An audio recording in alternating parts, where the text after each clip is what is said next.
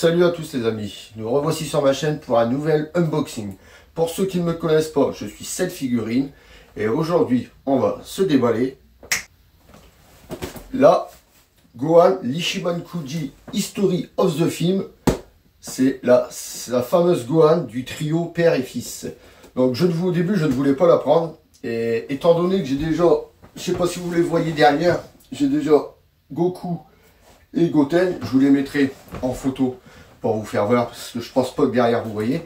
Enfin bref, je ne voulais pas la prendre, mais étant donné que j'en ai déjà deux sur les trois, je me suis dit allez hop, on va compléter le trio. Et ça sera la dernière Ichiban Kuji déballée cette année sur la chaîne. Donc, sans perdre plus de temps, on va se pencher sur la boîte. Donc, le devant, comme je vous ai dit, Ichiban Kuji History of the Film, à la licence Dragon Ball Z. C'est le lot A, fabriqué par Bandai. Ici, nous voyons notre Gohan en SSJ en faisant son Kamehameha. Sur le côté, nous voyons notre Gohan de face Dragon Ball History of the Film. À l'arrière, le Gohan et le Goten avec les inscriptions en japonais s'il y a un problème sur la figurine. L'autre face, le Gohan, pareil, avec son Kamehameha, et là, en arrière-plan, un Gohan de face. Au-dessus, nous retrouvons Ichiban Kuji History of the Film, le Loa, le petit sticker d'authenticité. Et en dessous, il n'y a rien du tout. Donc, on va l'ouvrir. Pour l'ouvrir, il me faut aussi mon petit cutter. Regardez. Petit cutter qui apparaît. Donc, on va ouvrir ça tout de suite. Et on va se découvrir ensemble l'intérieur de ce carton. Ah, j'aime pas quand le scotch est mis sur les refermoirs comme ça. C'est la merde pour les ouvrir. Toujours numéro d'usine. Voilà, ça se présente comme ça à l'intérieur. Et on va poser ça parce que sinon je vais le blesser. Et voici. Oh, la figurine est dure à sortir. Et ben, donc, obligé de sortir le carton avec. Désolé, hein. D'habitude, c'est pas le bordel comme ça pour sortir. Et dis donc, on va y arriver, on va y arriver. Et ben, pas de danger qu'elle elle est bien collée. Hein. Donc, comme on peut le voir, en sortie, il y a 1, 2, 3 et 4 pièces. Donc, comme toujours, je vais la monter. On se retrouve pour le gros plan. A tout de suite, les amis.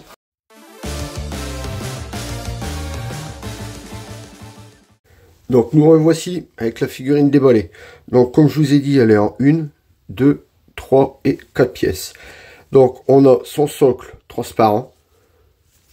Bon, un petit socle, ça va, il n'est pas trop voyant. On verra après si on en a besoin. On a sa ceinture, son hobby. À lui mettre sur son pantalon. On a la partie du haut Gohan et la partie du bas. Donc, on va installer ça dessus. Donc, ça se met ici. On va l'installer avant de mettre le corps de Gohan. Bon, ça rentre bien. Une fois que c'est rentré, il n'y a plus de danger que ça tombe. Et ensuite, on va installer Gohan sur son corps. Enfin, franchement, pour l'installer, faites attention à vos mains. Putain, vous pourrez vous transpercer les mains. Enfin, vous transpercer. Vous faire mal, du moins, parce que ça pique énormément. Vous voyez le bordel sur mes gants? Regardez. Franchement, ça pique vraiment. Donc, cette figurine, qu'est-ce qu'elle donne? Franchement, à voir comme ça, elle est, au premier regard, elle est magnifique. Enfin, je crois bien que j'aurais regretté de ne pas l'avoir prise. Parce que, au début, comme je vous ai dit, je voulais pas la prendre, mais je crois que j'aurais regretté mon choix. Donc, on va se pencher tout de suite sur les cheveux. Alors, les cheveux, vous voyez, il y a des petites teintes de couleur dessus, qui sont pas dégueulasses. Ça fait un jaune foncé, qui s'en va vers un jaune clair. Et vraiment, tout au bout, ça, c'est pas du blanc, mais c'est limite, c'est vraiment un jaune pâle. Franchement, ils ont fait des beaux reflets dans les cheveux. Comme vous pouvez le voir à la caméra. Là, on le voit bien mieux ici, vous voyez.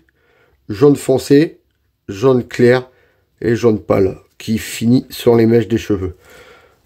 Franchement, ils sont vraiment bien réalisés, les cheveux. Les nuances de couleur et tout, ils sont très belles. Vous voyez là sur cette mèche-là aussi. Ensuite, le visage. Avec ses petites égratignures. Ça y est, Bandai commence à comprendre qu'il nous faut du sang sur les figurines. Franchement, ça leur donne un aspect, mais c'est pas grand chose, hein. C'est quelques coups de peinture et voilà. Et ça fait franchement, ça fait le taf. Et la figurine est vraiment très belle comme ça. Vous voyez, son regard, les yeux, très bien réussi, avec ses sourcils, là. Les dents, où il serre vraiment les dents. Ah, là, il est en pleine puissance de son Kamehameha. Des petites égratignures sur la joue et sur le front. De l'autre côté, c'est pareil, petite égratignure ici sur la joue. De face, ça rend très bien. Bon, son nez, il est extrêmement pointu. La petite mèche devant, c'est pareil. Très belle. Vous voyez. Hop. Petite mèche devant, très belle. Bon, on voit la petite jointure là. Mais enfin bon, c'est vraiment pas dérangeant. Ensuite, les bras. Alors j'aime bien l'aspect qu'ils ont donné à la peau, car ça fait couleur peau, et dans toutes dans tous les creux des muscles, ça fait un couleur peau vachement foncé, et ça fait bien ressortir le muscle. Franchement, ça fait très joli. Vous voyez, dans tous les creux, ils en ont fait, et ça fait vraiment très très joli. Comme on peut le voir là aussi, égratignure sur l'épaule. Égratignure en dessous. Franchement, très beau. De l'autre côté, c'est pareil. Ils ont fait exactement les mêmes ombrages dans les creux des muscles. Par contre, là, la jointure dégueulasse. Vous voyez, une grosse jointure là, en plus, mais c'est même pas rentré à fond. Là, franchement, ils ont abusé pour la jointure du bras. Elle est vraiment affreuse. D'ici, on ne la voit pas. À partir de là, franchement, d'ici, regardez-moi ça. La jointure est dégueulasse. Bon, après, bon, ça c'est tombé. Après, on va la mettre de face, donc on le verra pas.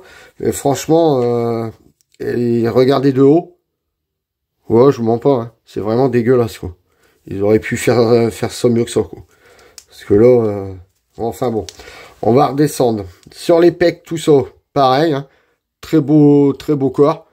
Des égratignures là sur le côté, les pecs, les abdos, les muscles sur le côté, tout ça, franchement, sont bien réussis. Les vêtements, donc son dogi, et la ceinture, c'est un hobby, et ses vêtements, c'est un dogi. Bon, les machins, c'est les noms japonais. Ensuite, son dogi, comme je disais, tout arraché de tous les côtés. C'est pas mal, mais ils auraient pu faire un peu de texture à l'intérieur du dogi pour faire voir que c'est vraiment arraché et tout, parce que là il est exactement de la même couleur que l'autre, donc ils auraient pu faire des petites nuances de couleur pour que ça ressorte bien en fait. Là il n'y a rien du tout, vous voyez sur le haut. À l'arrière, s'il y a des nuances de couleur ici, comme on peut le voir dans les rainures, pareil, ça part sur un noir. Là pareil, c'est malheureux, c'est qu'on le voit pas parce que c'est carrément de côté. Ils ont été foutre des nuances de couleurs, mais qu'on verra pas, quoi. Sur le devant, il y en a pas, et dans le dos, il y en a. Je sais pas ce qui branle le Bandai en ce moment. Ensuite, son pantalon, alors là, le devant, il y en a. Il y a des petites nuances de couleurs. La jambe droite, il y en a pas. Là, pareil, son pantalon déchiré. Ce qui est bien, c'est que les parties sont en deux pièces. C'est deux pièces séparées, donc il n'y a pas de danger que la peinture dégueule. Car quand c'est une seule et même pièce, il y a du bleu qui va sur la couleur peau, tout ça, ça fait dégueulasse. Et là, c'est deux pièces différentes. Donc, c'est vraiment impeccable. Ici, c'est pareil. Deux pièces différentes. Donc, la peinture ne peut pas dégueuler. Et sur le mollet, c'est pareil. C'est deux pièces différentes. Donc, il n'y a pas de souci de peinture. Ensuite, sur les chaussures, bon, bah, il n'y a rien à dire de plus sur les chaussures, hein. Avec ces genres de chaussettes qui remontent, là, c'est bien fait. Pas de peinture qui dégueule non plus.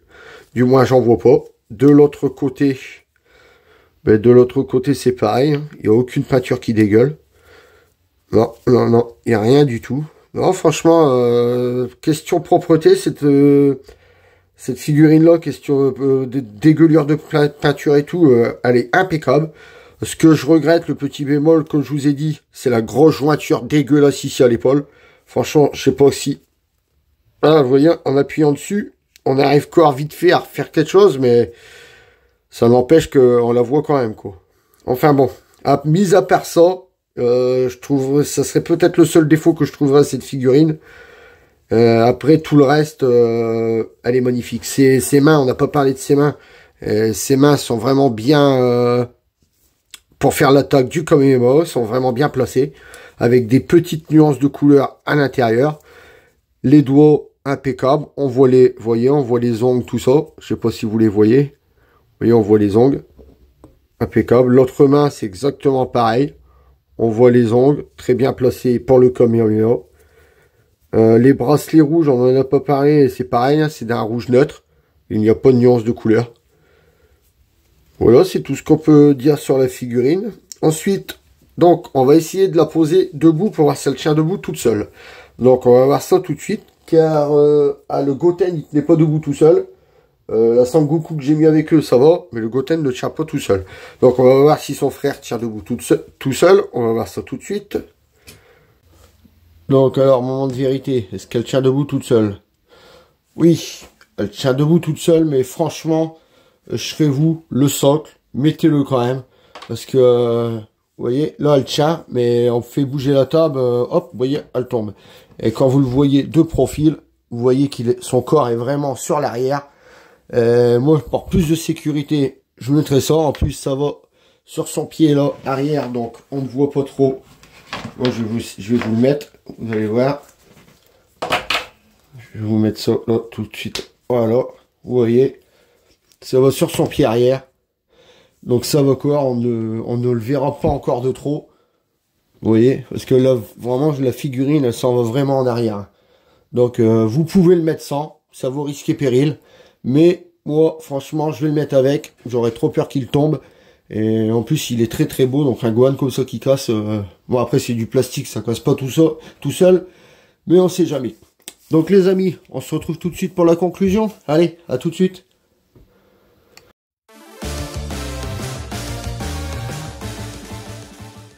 Donc, est-ce que je vous recommande cette figurine? Oui, franchement, je vous recommande cette figurine. Car déjà, premièrement, un Gohan avec ces habits-là, il n'y en a pas. À moins de faire un custom avec un autre Gohan. Et là, vous en aurez un. Mais sinon, sur le marché, il ne me semble pas qu'il y ait déjà des Gohan avec ce costume-là. Et deux, si vous avez déjà le Sangoku et le Goten du Kamehameha, ça fait vraiment badass quand même d'avoir les trois. Et d'avoir le Kamehameha père-fils, excusez-moi. Donc franchement, moi je la trouvais, je vais pas dire exceptionnelle, je la trouve très belle.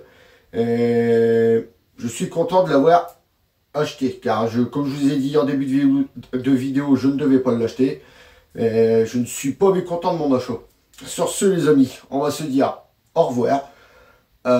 Donc comme d'habitude, si vous avez aimé ma vidéo, laissez-moi un gros pouce bleu. Comme je vous ai dit maintenant, pour vous abonner, dans le coin inférieur droit de votre écran, il y a un petit filigrane. Vous avez juste à cliquer dessus pour vous abonner. Vous pouvez me retrouver sur tous les réseaux sociaux qui s'affichent ici. Sur ce, je vous souhaite un joyeux réveillon. Je vous laisse en compagnie du box et je vous dis à samedi prochain pour une prochaine vidéo. Salut à tous les amis!